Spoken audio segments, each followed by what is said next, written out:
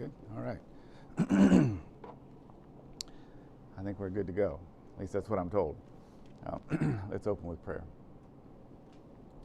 Lord Jesus, again, we thank you for giving us this day to come together and study these things concerning your word, Lord. And we would ask once again that you would open our hearts, show us those things that we have need of.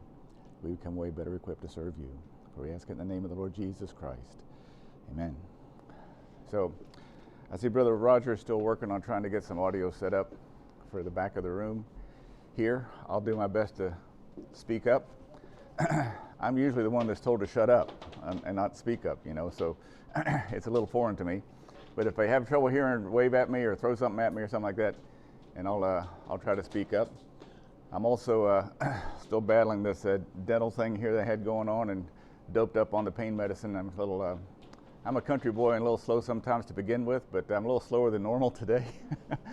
So if I just blink out this morning, Sister Sarah and I were discussing the lesson before the class, and she'll just step up and kick me to the curb and take over and go on with it, right? But I don't mean to belabor or beat a dead horse here. I got one, maybe two more lessons today and next week, I think, on this whole business of education. And what I've called the big lie, right? Or the worship of the big E, this education thing in this country. And I know some have just accomplished some milestones with the education business, right? Sister Rebecca just graduated from high school, and she's going on to conquer the world, I'm sure. But we've discussed this whole business about the emphasis on education for the young people in this country today, and where my own opinion is it's kind of misplaced. Brother Branham taught us that Satan is the author of education, which if you said that in public today, you might get shot, especially if you're in anywhere around the educational system, right? But when you step back and look at it from through the lens of the scriptures, the idea there, the goal, if you will, of Satan is to simply separate you from the knowledge of God. That's his overall goal to begin with. But if he can capture the education system, as we're training up our young people from a very early age, we're talking first and second graders, all the way up through college, right? And he can indoctrinate them with what is truth and what is not truth, what we're allowed to say, what we're not allowed to say, what we're allowed to believe and not allowed to believe, then his agenda is greatly advanced, right? So the idea is to make sure that you've got the priorities in order, whereas the education will tell you that at this stage in your life, young people, we're talking high schoolers moving on to college, that number one most important thing you can consider for the rest of your life is your education. I'm going to submit to you that that's not true, okay? The number one thing that needs to be at the top of that list is your knowledge of God, or if you're going to pursue knowledge, pursue the knowledge of God, and then everything else follows, right? So I don't want to give the impression that I'm just Mr. Doom and Gloom and all things negative concerning colleges, although I don't think there's a majority of good things to say about some of the colleges these days. But that's not to say there aren't some good benefits to be had. So I hope to be moving to maybe some of the more positive things today. And then next week, I want to offer some perhaps case studies and alternatives, right? I mean, so if the big lie is a big lie, what are the alternatives, right? So just by way of review, we were talking about last week how employers across the country are disappointed with what the education system is producing. It's not providing them people who are prepared to step up and enter the workforce in their particular company or business, whatever they're doing. The young people are just not prepared. And so these were some of the things that they listed as their number one issues that they felt were lacking. And so we had a little discussion last week, just an example of a problem-solving exercise from a program that I did about 1.5 years ago out in California. But there's one more thing I wanted to share with you. And oh, by the way, just to repeat something I said last week, I'm throwing a lot of statistics out to you. And if you were to go online and try to look some of this stuff up, you'll find all kinds of numbers out there, right? You have to be sure you understand what they're actually measuring with those numbers and what they're reporting to you, and if they're comparing them to something, what they're comparing them to. So you know that you're comparing apples to apples. But my purpose here is not to get you focused on a particular number. It's more the general health and welfare of the education system in the country today, and what it is telling our young people they're going to provide for them, and what they're actually producing. Okay, so it's more of a general discussion than specific numbers. But given that, from Forbes magazine, it says in recent years, Americans in general, this is not just employers, but Americans in general, have grown quite wary about the work readiness of both high school and college graduates. Just 5% of U.S. adults say high school grads are very prepared for success in the workplace, and 13% say the same about college graduates. So there's a very disturbing trend in the country today, and it's a downward trend, and it's accelerating, right? It says that there are several areas for improvement to point to within schools and colleges, but here's one real simple example or explanation for why today's students aren't ready for work. They're the least working generation in U.S. history. Okay? I mean, it's just true, right? There aren't that many young people who are out there doing real work, whether that be for mom and dad or for anyone else, right? They're just not doing it anymore. It says, as recent studies by Pew Research have pointed out, today's young adults between ages 15 and 21 are much less likely to have had a paid summer job or to have been employed in the last year compared to every previous generation for which data exists. It's the lowest that's been recorded so far. So in 1948 and 1978, 57% and 58% of 16 to 19-year-olds had a paid summer job. By 2017, only 35% reported having a summer job. The percentage of 15 to 17-year-olds who reported working in any fashion in the prior year has dropped from 48% in 1968 to a mere 19% in 2018. Okay, so I don't know what they're doing. I know what some of them are doing, you know, but they're not going out and learning how to work for a living, right? It says, and the percentage of 18 to 21-year-olds reporting working in the prior year has dropped from 80% in 1968 to 58% in 2018. So we talked about last week about these soft skills that the employers would rather see than your college degree or even your grade point average or the major that you picked or whatever, right? These soft skills about how you conduct yourself in the workplace, getting along with other people, right? Solving problems, having some initiative, showing up on time, things like that, right, are actually more important to them in most cases. So it's important to understand those, and like so we can go over more of those if folks have questions on them, because I just shared about the top 5 last week, but there are probably a dozen of them from the various surveys of the so-called soft skills that we should be cultivating. And that has nothing to do with the selection of a college major. It has nothing to do with whether you went to college or not, right? These are just general attributes for people who are entering the workforce, right? But then there is this question for those who are considering college: what do I major in, right? Well, I remember when I was hiring and firing as an engineering supervisor at a Navy laboratory in Panama City, I got in a little bit of a discussion, sort of a pointed discussion, with some of the personnel folks, the personnel management folks. I was trying to hire some more engineers and some more people, not just engineers, but logisticians and admin types and so on and so forth, support a project. And I was trying to specify what major I wanted to see for those potential employees. And this HR person came back to me and said, the major doesn't matter.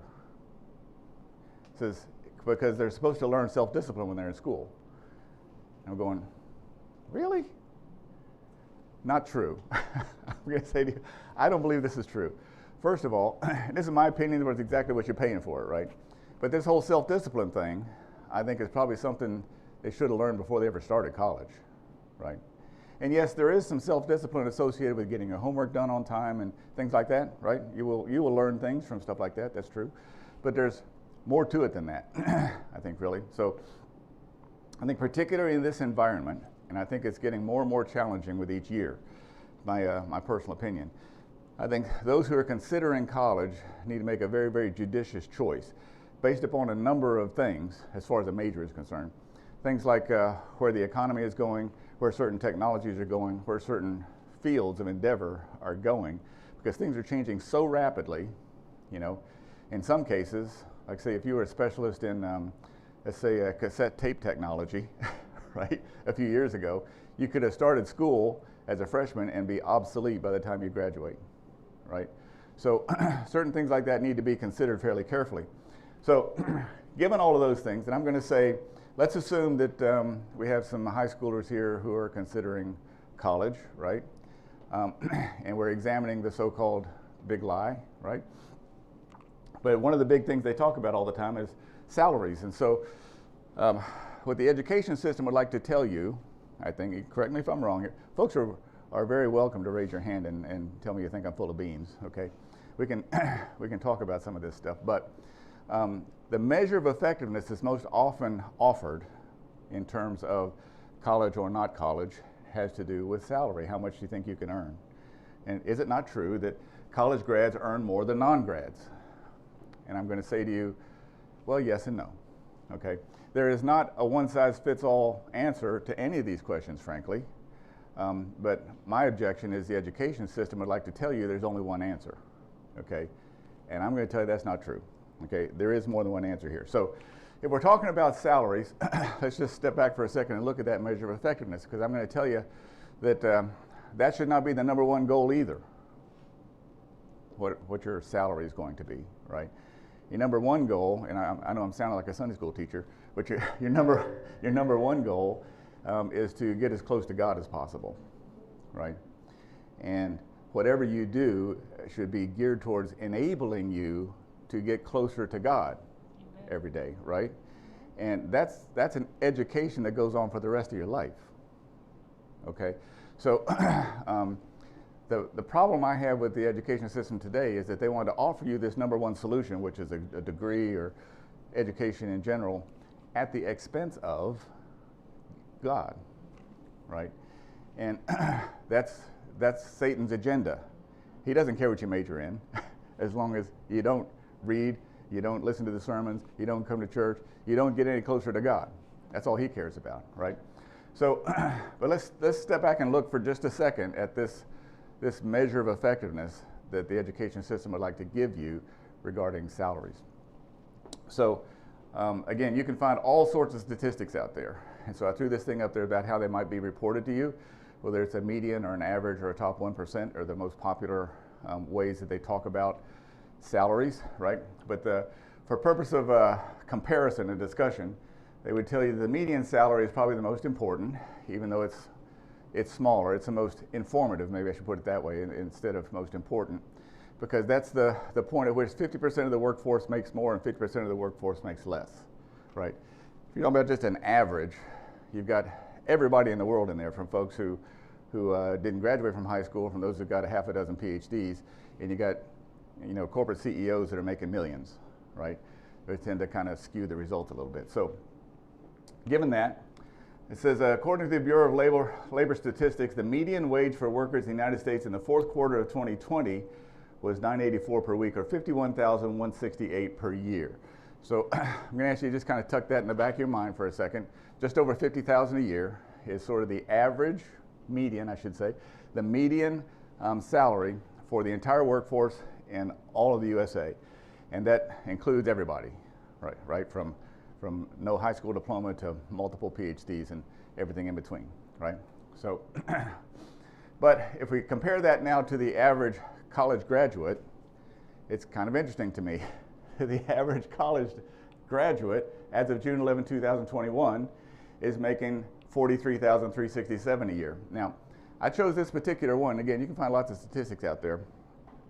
But this outfit, ZipRecruiter, is basically saying rather than using projections or estimates or past information and projecting trends and things like that, right? This information is based on actual job postings and actual job fills for this period, the first 6 months of 2021, across the country. Okay, so this is actual job performance. These are the vacancies and the fills, right? Now, I would also hasten to point out that some of this stuff, particularly recent data, is going to be affected somewhat by the whole COVID thing. In 2019, it just went wacko. So I would almost ignore 2019. I mean, all the numbers went down dramatically, right? Because lots of small businesses went out of business, people lost their jobs. lots of things. So we're sort of in a recovery mode right now. So take this with a little bit of grain of salt, but these are actual job postings.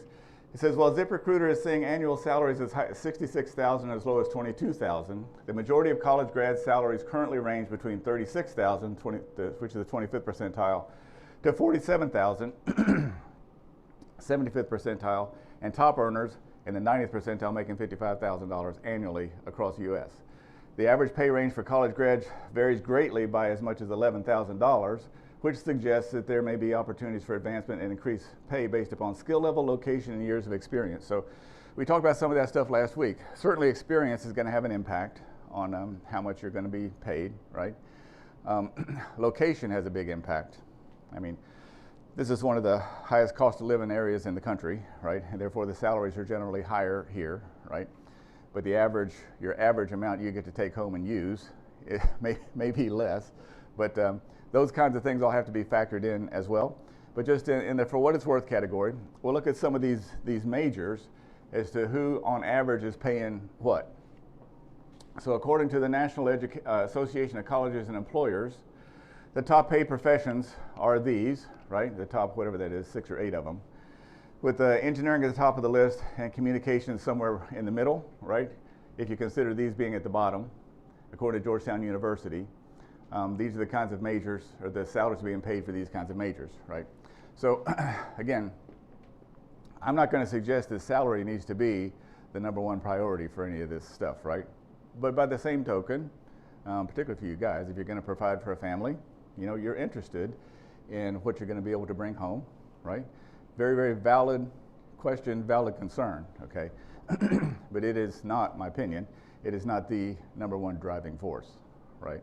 But it's what gets preached all the time, so I thought I would throw it up there for you. But there are some caveats to all of this that I think need to be considered as well. And again, when you think about the way this generally, lost it again, brother, it's generally presented without a consideration of how God factors in, right? So it says the number of recent college graduates that are underemployed or accepting low-wage jobs or part-time work is also increasing, Accenture found. It said, to that point, 51% of graduates from the classes of 2014 to 2015 said they're working in jobs that do not require their college degree. And that's up from 49% of graduates who reported the same the year before that. As a result, salaries have suffered.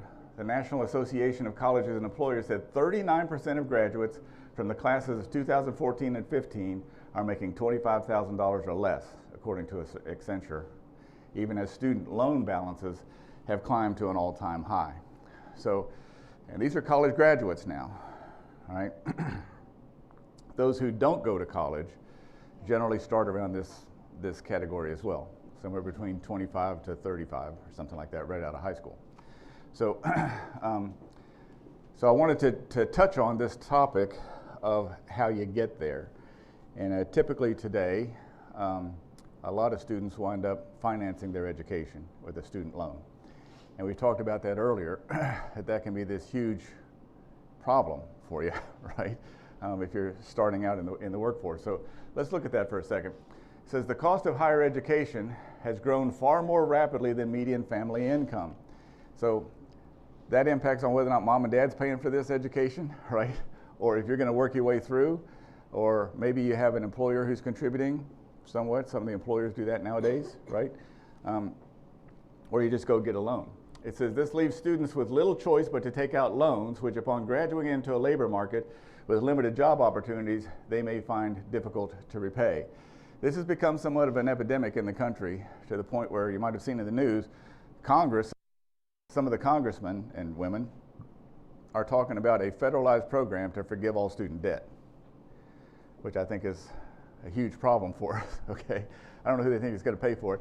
I guess they're going to ask the taxpayer to pay all of those loans back, right? But it's a big problem.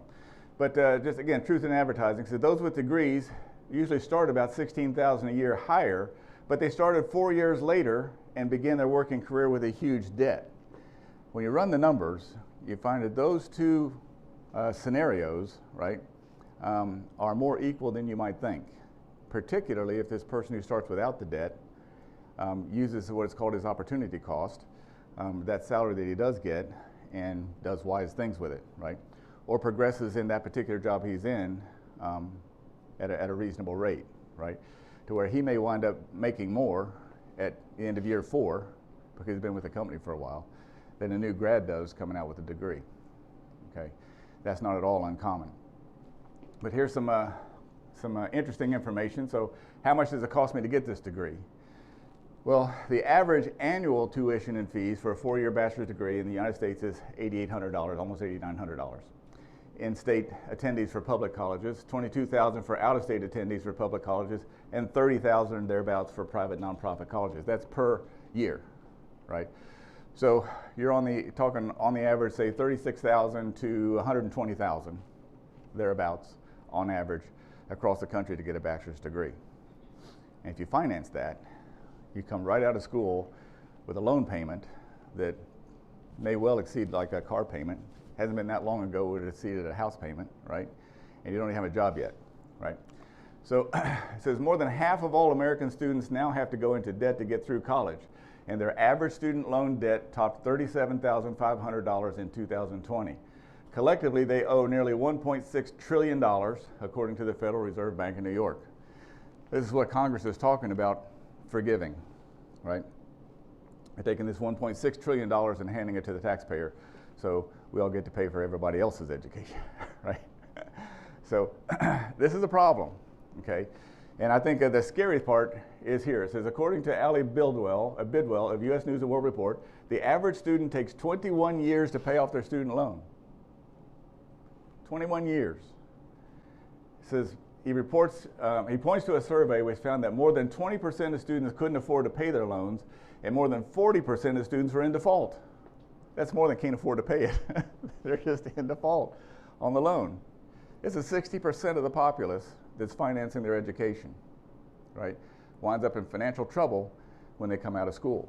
So once a student defaults on government loans, they cannot borrow more money until they enter into a new payment program. As students focus on paying down their loans, they have less money to spend on homes and vehicles, food, clothes, the necessities of life, right? So, and I happen to know some folks like this. One person in particular I've been dealing with here recently is a young lady, early 30s, I think, has a bachelor's degree in psychology. And she's working for a drug rehab outfit, processing people, counseling people, I guess, as to which program they need to go into or so on and so forth. I think she's making about $14 an hour. It's about $28,000 a year. And she can't pay her student loan. She's trying to pay her student loan, and so doing, she can't afford a place to live, so she's living with her aunt and uncle, right, for free so she can pay her student loan. So, but her solution to the problem was this. She wants to go back to school and get a master's degree and finance that as well in order to get a job that's going to pay her $18 an hour, $36,000 a year. Now, anybody familiar with an outfit called Royal Farms? It's a convenience store, gas station kind of place like Wawa here in Sheetz, but they're pretty popular up in Maryland. Yeah, Royal Farms. So there's several of them near where we live up there. I was noticing a sign in one of those stores the other day that they were looking for help, right? Starting salary, $19 an hour. So you can start at Royal Farms running the cash register for $38,000 a year, and she's talking about getting a master's degree and being in debt for $36,000 a year. I'm going, you know, country boy a little slow, right? I wasn't a math major either, right? But I didn't say it to her, but I was thinking, if you're going to go back to school, I think maybe you ought to study math, because this ain't working for me, right? But this is a common thing across the country, that education is so tied to your salary, your earning potential, right, that people will do anything to go get another degree. And I'm saying, I don't think it's true. Okay, it's just not true. Now, there may be places where you can make that argument. In fact, in the government, when I was a government PM, I was a program manager, branch head, running a bunch of programs, had to hire people, and so on and so forth. But I got to the point I decided maybe I should have a master's degree in engineering. So I started a master's program at the University of Florida for a systems engineering degree. And I got 4 kids, a wife and a mother-in-law, and a house and two cars and a dog, and all those things that in life, you're trying to maintain. And it's driving me nuts. I mean, this is a pretty tough course, right? I'm having to study this stuff at night. And I woke up one day and I'm thinking, exactly why am I doing this? Because that master's degree in federal service would guarantee me a GS-9 position. I was already GS-14, and I was hiring and firing PhDs. I'm going, something's wrong here. I think I'm wasting my time. So I quit the master's program. I said, I don't need a master's degree. I'm already well beyond where that master's degree is promising to get me, right? So I think you kind of have to take stock of some of those things. So what about the economy? I know for the young people, this seems like sort of a far-off topic, right? Or one of those, more advanced kinds of things or something. But it's really not. I think it's something we need to pay attention to. It's what's happening to the economy. When you're coming out of school, when you're trying to get ready to join the workforce, what is the condition of the economy? And this says, from the Economic Policy Institute, says graduating in a weak economy has long-lasting economic consequences, especially if you start out in debt. It's going to take you 21 years to pay back a student loan. If you're starting out in a bad economy, it's going to take even longer, right? It says, for the next 10 to 15 years, those in the class 2016 will likely earn less and have more spells of unemployment than if they had graduated with job opportunities were plentiful. And of course, COVID in 2020 has turned even that on its ear, right? So it's pretty unbalanced right now when you look out across the job market. You've seen in the news where lots of employers are out there squawking they need more people, and can't get them to come back to work because the government's paying them to stay at home, right? But by the same token, you got all these people who lost their jobs because of COVID, and you're now competing with them for the new person who's entering the workforce. You're competing with all these people who lost their jobs last year, right, to try to get back into the market. So it's pretty tough right now. So it says, again, this is a different number, but the idea is the same. It's about 44.1% of recent grads are underemployed, which, as a reminder, is that having to take a job that didn't require a degree to begin with. Okay, so they come out of school with a degree, looking for a job, can't find a job, and they take one that didn't require a degree. So that may sound high, but it's not unusual. So this is an indictment, once again, I think, on the past history of our education system. This is not a new phenomenon. It says the underemployment rate was even higher in 2004 at 44.6%, and in 1992, 47.7%. Right before the 2001 recession, underemployment fell into the high 30s, but quickly climbed back again. So it's important to note, though, and this is an important thing. It says underemployment doesn't always mean a bad job, right? About 36% of young college grads are in jobs that don't require a college degree, but make more than $45,000 a year, which is above the median wage for new grads. So they're unemployed. This job didn't require a degree, but they're making more than a new college grad would make. Okay, so this may be a light bulb moment for some of you. It was for me, right? When I first started looking at this several years ago. It's like, wait a minute, are you telling me there are jobs out there that do not require a college degree that pay more than those that do require a degree? How often do you think the education system is going to tell you about that? They won't. And I will tell you, not only is the answer yes, but it's a resounding yes, right? There are many, many choices out there that'll pay more than a degree. And this is just a sampling from the Bureau of Labor Statistics, okay, of jobs that do not require a degree and what their average salary is, right? So it occurred to me, if you really want to get up in the world, you can be an elevator installer. Some of you will get that next week. Okay, or maybe an air traffic controller, right? Just take a look at this list. There's a lot of them in the medical field, okay? A lot of them I'm going to call the engineering support field, technicians and guys like that, right? Some of the technical services. Here's some more of them down to the median income, remember, was about $51,000. So these are all well above the median income in the country and do not require degrees. And that's a very small sampling. There are many others out there. Okay, again, I'm not trying to tell you folks not to go to college. I'm trying to give you the rest of the story, right? That I don't think the education system is going to arm you with. When you're making a decision, I think maybe one of the most important decisions you'll make in your life, right? Making this transition from high school to college or to the workforce or whatever you're going to do. I just think it's a very important time for you. So just in that for what it's worth category, about 2/3 of the people aged 24 to 29 in this country do not have a degree. And oh, by the way, they're doing just fine. The world didn't stop rotating and we didn't fall off, and they're making valuable contributions to our society and themselves, oh, by the way. So contrary to what you're being taught a lot of times. But just to emphasize, I guess, it's not all gloom and doom. There are some positive factors out there. And you might ask, well, are there college grads who did get what they were promised? This big lie we talk about is that go get a degree, you get a good job, you have a great career, and live happily ever after. Okay? Are there people who actually realize that, right? And I would say yes, absolutely, there are. In fact, I would say you're talking to one. Okay? So I don't want to sound disingenuous or hypocritical or unappreciative or anything. I am one of those guys who actually got what was promised from the education system. Okay? But over the course of my career, as I've looked over this whole situation, in fact with my kids and the whole thing as well, I was alarmed at how much of a minority I am in. I have seen numbers as little as 13% and as high as 25% of the college graduates who are actually working in the field that they studied, right? So think about that one for a second. You go pay 4 years, $100,000, let's say, for a college degree, for 4 years worth of education to come out and call yourself pick a topic, a historian, an engineer, a mathematician, a doctor, or whatever, but they're not working in that field.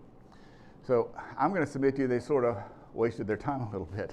Now, in my case, and this is kind of a special case, but I want to show some alternatives to folks, right?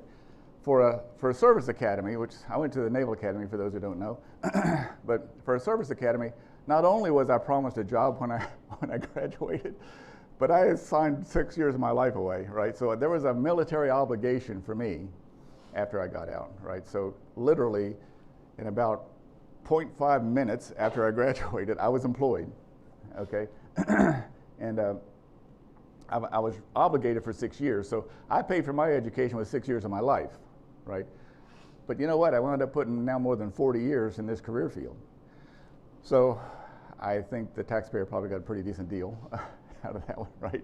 And so it's not that everybody should go to a service academy by any means, but I'm just saying that yes, there are some who do get what's promised, and I would venture to say there are others in this very assembly who could make the same statement, right? I know of one other academy grad, by the way, who could probably make a similar statement, but there are others who are not just service academy folks, I think, who would testify that they probably got what they were promised. It's just the numbers are alarmingly low to me.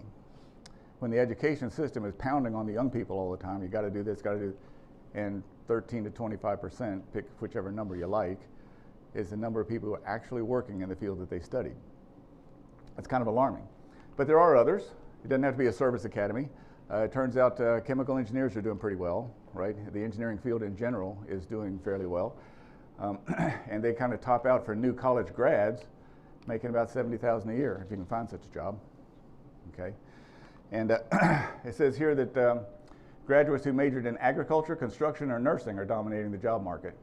Their unemployment rates are 2% or lower, less than half the national average, and recent grads with nursing degrees make about $48,000 a year. So we might have someone who can testify to the accuracy of that or not in the group. But I would tell you that the medical field in general is pretty good, right, right now.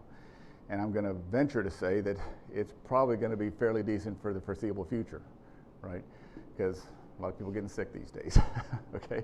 So there are those. I just want to make it known that it's the minority, okay?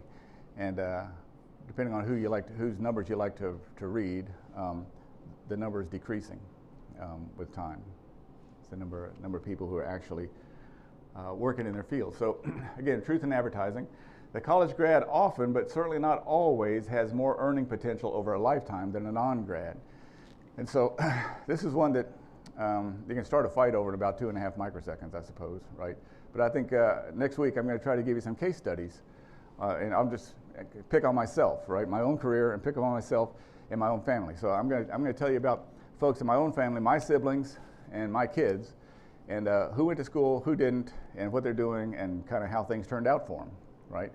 And look at those statistics. It turns out that that group mirrors these statistics pretty well, right? But just to kind of show you how some of that works out, there are a lot of folks who are non-grads who make way more than college graduates do, okay? So we'll point out some of that stuff as well. It says, most jobs that do not require a degree will require some level of specialized training or a certain number of years of OJT, or on-the-job training. Also true. So it's not like you just walk into a highly specialized technical position, right, and go to work. You got to be trained up. But we're finding, as we talked about last week, there are many employers out there that are disappointed enough with what the education system is producing that they're saying, forget it, I'll train you myself. You show up, I'll start you at an entry level, I'm going to train you up how to do this, that, or the other, okay? I'm not going to teach you all this other, humanities stuff or junk like that, whatever, all that required stuff that might be in college in order for you to get a degree. I'm going to teach you the stuff that's necessary to do the job for my company that I'm going to pay you for, okay?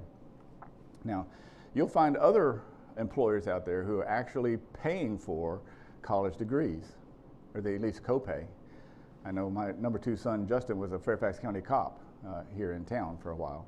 And those folks offer to pay for degrees up to and including PhDs in total, as long as it's related to law enforcement, right? And so there are those kinds of opportunities out there as well. You can kind of pay as you go, if you will, with your labor as opposed to with your cash, right? So there are those kinds of things. Also, you might remember that on the previous list there, one of the jobs that didn't require a degree, might be a surprise to some, is a commercial airline pilot, right? Doesn't require a degree, but it does require a commercial pilot's license, okay? Which takes a while to get and costs a fair amount of money, because you got to fly these very expensive airplanes, right, in order to get the experience to get that particular job. So it is true that you have to have some sort of specialized training or OJT for a lot of these things. But if we're going to talk about salary as or income, if you will, as a measure of effectiveness, by far and away, the greatest potential for earning capacity is owning your own business, with or without a degree. And many times has nothing to do with a degree, right? So that's another thing that can be very scary for a young person. But it's going to give you just a couple of little examples if you're not already aware. Do I recognize this fellow? He's, he might be turning out to be a crook for all we know, right? But he dropped out of Harvard after 2 years, right? And I think he's now, number 2, maybe number 3 richest man in the world. He dropped out of Harvard to start this little no-name outfit called Microsoft, right? And it wound up doing fairly well for him, okay? Has no degree. Here's another one. You might reckon also dropped out of Harvard. I think Harvard's getting kind of a track record here of their college dropouts, right? But he dropped out after 2 years. Do I know who this guy is? You recognize this guy.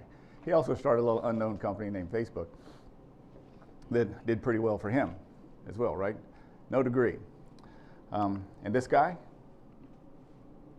he's no longer with us. He passed away a little while back, Steve Jobs. But he had kind of an interesting story. So after just 1 semester, Jobs dropped out of Reed College without telling his parents. He later explained that he decided to drop out because he didn't want to spend his parents' money on an education that seemed meaningless to him. He continued to attend by auditing his classes, which included a course in calligraphy, which was taught by Robert Palladino.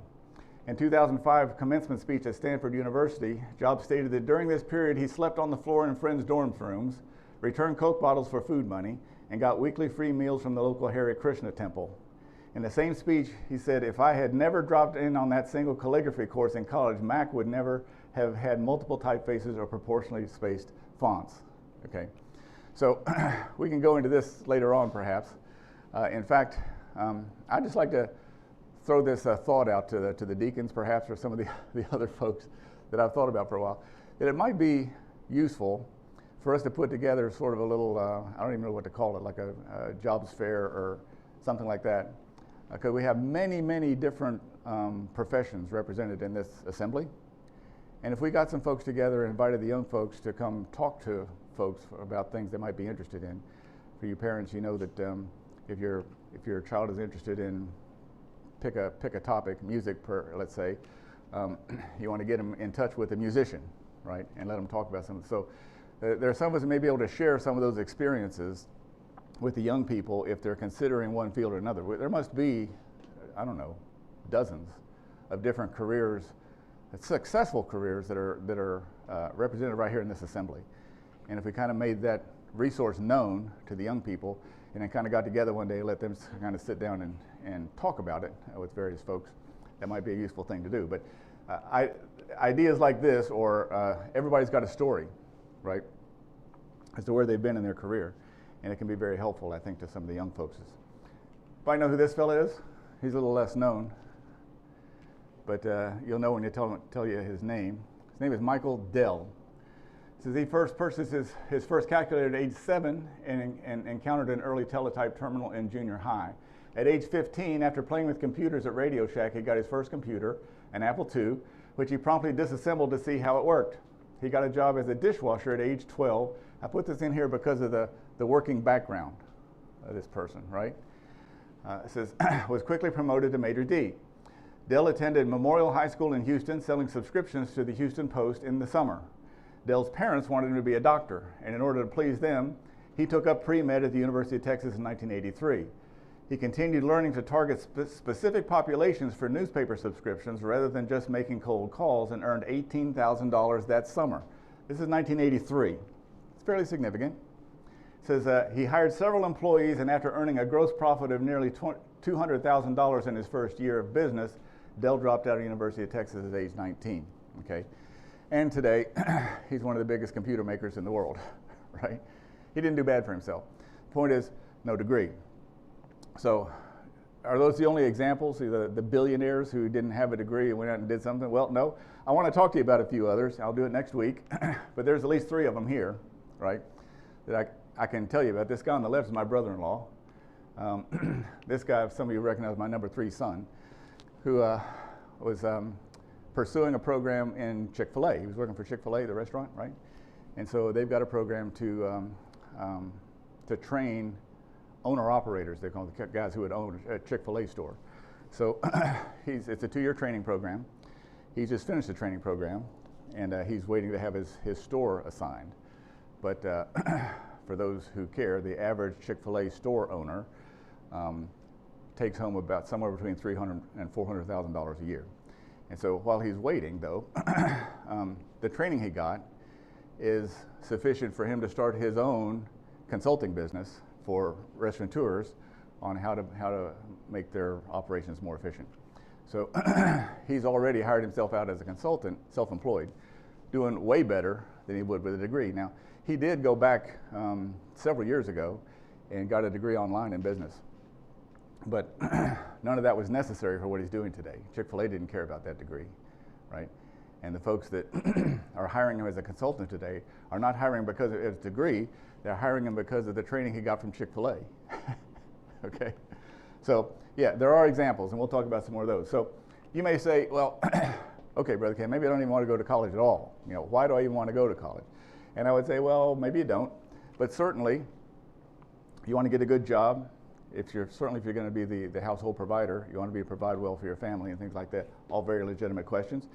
What are the alternatives? I'm going to try to go through that stuff next week, so stay tuned. But sir. Yeah, thank you very much for are you done? Just about. Okay, I'll let you finish. Just one more, it's just the punchline here. Is that regardless of how you decide to approach your education, you know, big, little, small, in between, right?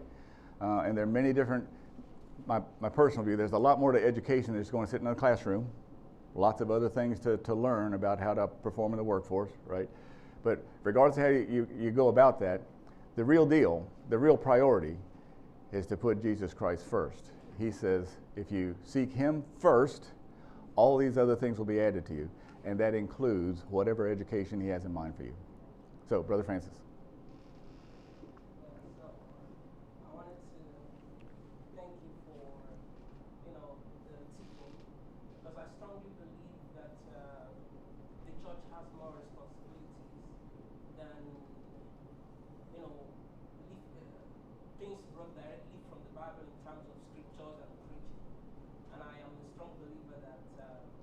Our young people since the past maybe a month or two, I've been talking to several other young people about things related to this. And just like a summary to what Brother Ken said, it's not worth it to get a degree that it's not going to help you. So, because what I notice is that some people just get it, just go into college to take up something that is not challenging. And when I say not challenging, put it in quotes in your minds, not challenging, just for the sake of getting the degree. Yeah. And they fall into these categories Bro Ken is mentioning. The society is trying to teach our young people that the easier the better. It's not the cycle of life. It's not the way God made things. Things are meant to be challenging, and the more challenging they are, the more profitable they are to you. So, if any young person is planning to just sit around, get the degree for just the paper's sake, it's a big mistake. You could do more with your years, you could do more with your money, you could do more with your life, and your parents would be happy without the degree. But if you are going to get that piece of paper, take up something challenging, make your research, talk to more people, and take a course that you know that when you get this, it's going to be really profitable to you. And just one last thing you mentioned about the career fair. I think it's going to help our young people very much. So I'm going to be talking to you more about that. I would love to do that. I just think there's many people in this assembly have a lot to offer to our young folks about describing their path and how they got to where they are. And so yeah, I just kind of throw that out there for consideration. Yeah. But I would underscore once again, I mean, I've had people come to me wanting to join my engineering team. And in fact, the colleges are guilty too, I'm just going to say. Because I had a guy here not long ago who's a graduate of West Point, right? Joined the engineering team because he was classified as an engineer. His degree was in history, right? But he was classified as a science major because all degrees from the U.S. Military Academy are considered Bachelor of Science degrees. Even though he studied history, he got classified as a scientist and joined our engineering team. I'm going, and he was a tanker in the Army. I'm going, okay, so you can shoot a tank. He's not much good to me, right? But you do have a lot of these folks out there, and you find it in the college. We had it in the Naval Academy. We had guys that would go and major in the easiest thing they could major in, because they're being told that the major doesn't matter, right? That it's just about the self-discipline. You come out with these degrees in underwater basket weaving or left-handed tiddlywinks or whatever, right? And wonder why you can't get a job, okay? So more on that next week. Any other questions, comments? Let's close with prayer. Lord Jesus, again, we thank you that you've given us this day to come and discuss these things concerning your word, Lord. We thank you for the young people that we have, Lord. And Lord, we take on this responsibility, Brother Francis is talking about, to try to offer them whatever we can to make their transition as productive as it can be, to go from where they are today into adulthood and joining the workforce and so on and so forth. But we understand, Lord, that our major goal, our number one goal should be to be able to represent you well in whatever we do. So, Lord, help us to be sensitive to how we might follow your leading so that we get the education that you would have us to have, to apply to those sets of skills and personality and traits that you have given each individual person, that we might represent you well. We ask it in the name of the Lord Jesus Christ. Amen.